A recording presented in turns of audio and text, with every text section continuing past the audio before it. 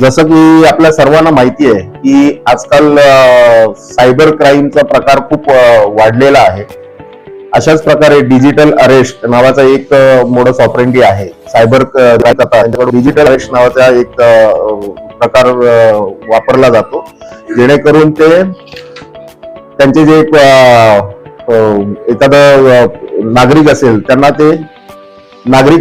ते घाबरवतात की तुम्हाला अरेस्ट करण्यात आलेलं आहे. ते सर्व डिजिटल असतं. व्हिडिओ कॉलच्या थ्रू ते अशा प्रकारचं भीती दाखवतात, धमकावतात आणि मग पुढे जे काही पैसे उकळण्याचं काम करतात त्याप्रमाणे.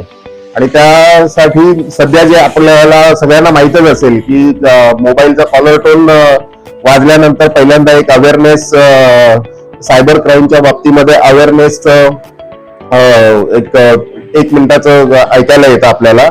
ह्याचा पॉझिटिव्ह रिझल्ट म्हणजेच या गुन्ह्याचा जी उकल करण्यात आम्हाला यश मिळालेलं आहे हे त्याचा रिझल्ट आहे. आपल्याला लोकांना वाटत असेल की हे काय कंटाळवाणं आहे, पण ते कंटाळवाणं नसून फायदेशीर असल्याचा फायदा ह्या गुन्ह्याची उकल करण्यात झालेला आहे. सायबर क्राईमचे गुन्हे थोडे तसे उशिराने म्हणा किंवा त्याचं प्रमाण कमी आहे उघडकीस येण्याचं. तर मालाड पोलीस स्टेशन मध्ये शनिवारी 21 डिसेंबरला एक इसम त्यांच्या मुलीसह या ठिकाणी आले. वयोवृद्ध इसम आहेत, मोर दॅन 70 इयर्स, 70 वर्षाचे ज्येष्ठ नागरिक आहेत. ते तक्रार करायला आले होते आणि त्यांनी अशा प्रकारची तक्रार केली की त्यांना एक अननोन कॉलवरनं व्हिडिओ कॉल आला. पहिल्यांदा नॉर्मल कॉल आला, व्हिडिओ कॉल आला आणि त्यामध्ये त्यांना घाबरवण्यात आलं की तुमच्या आधार कार्डचं, त्यांचा आधार कार्ड नंबर त्यांना सांगण्यात आला. समोरच्या इस्माकडनं आधार कार्ड नंबर सांगण्यात आला.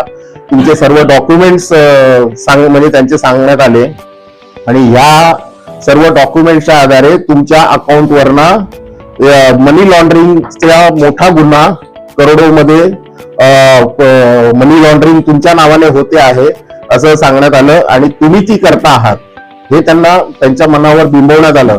वयोवृद्ध असल्यामुळे आणि ते घरात एकटेच असल्यामुळे ते फार घाबरले आणि ते जसं जसं समोरची व्यक्ती जी पोलीस स्टेशन, म्हणजे त्यांनी ते व्हिडिओ कॉल करताना त्यामध्ये अंधेरी पोलीस स्टेशनचा मागे बोर्ड डिस्प्ले केला होता आणि एकंदरीत पोलिसी भाषा जशी असते किंवा पोलिसी खाक्या म्हणतात त्याप्रमाणे त्यांनी त्या पद्धतीने त्यांना घाबरवण्याचा प्रयत्न केला आणि ते घाबरली आणि पुढे जवळजवळ 2.5 ते 3 तास त्यांना व्हिडिओ कॉलवर एंगेज ठेवण्यात आलं.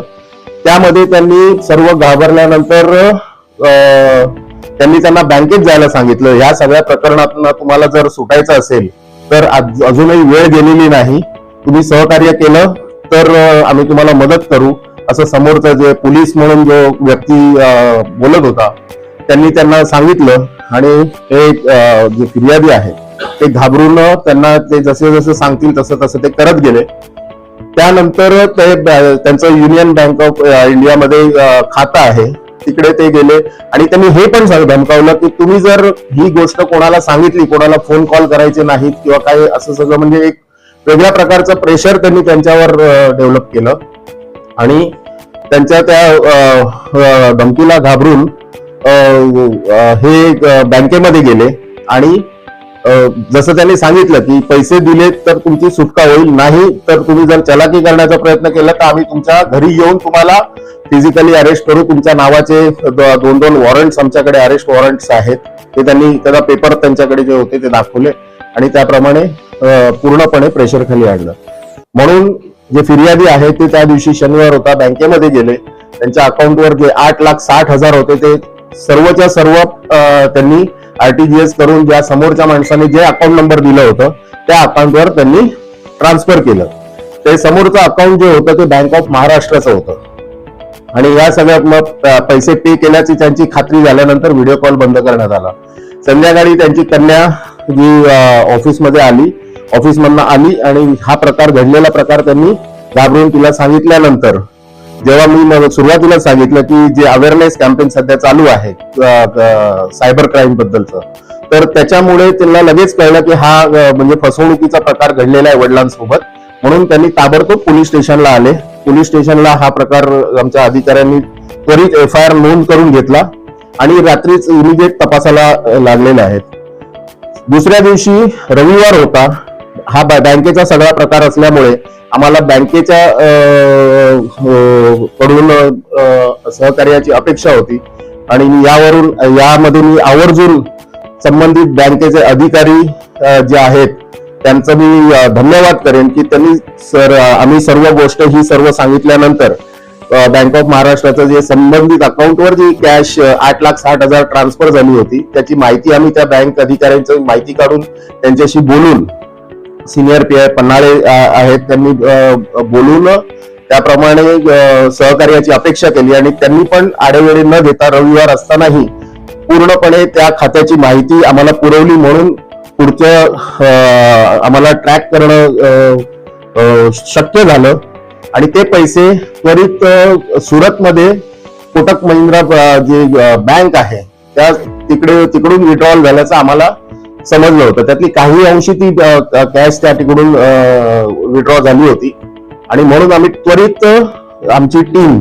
जी आहे अधिकारी आहेत PSI दीपक पवार आणि PSI निलेश बच्छाव यांनी आणि त्यांची डिटेक्शनची टीम पूर्णपणे त्या संबंधित ज्या बँकेच्या ATM मधनं ती विड्रॉ करण्यात आली होती तर ती त्या ठिकाणी पोहोचले आणि एक आम्ही अंदाज बांधला की काही अमाऊंट विड्रॉ झाली म्हणजे पुढची अमाऊंट काढण्यासाठी ते येतील. तर सोमवारी आमच्या ज्या अंदाजाप्रमाणे त्या ठिकाणी विड्रॉ करण्यासाठी आलेले त्या संबंधित बँकेच्या अधिकाऱ्यांनी सुद्धा त्यावेळेला मदत केली. CCTV फुटेज वगैरे आम्हाला त्वरित दाखवली आणि त्यामुळे जे संशयित त्यावेळेला विड्रॉ करण्यासाठी आले होते त्यांना आम्ही 14 जणांना. नवीन घडामोडी पाहण्यासाठी आजच आम्ही मुंबईकर 24 तासला लाईक करा, सबस्क्राईब करा आणि अपडेट रहा.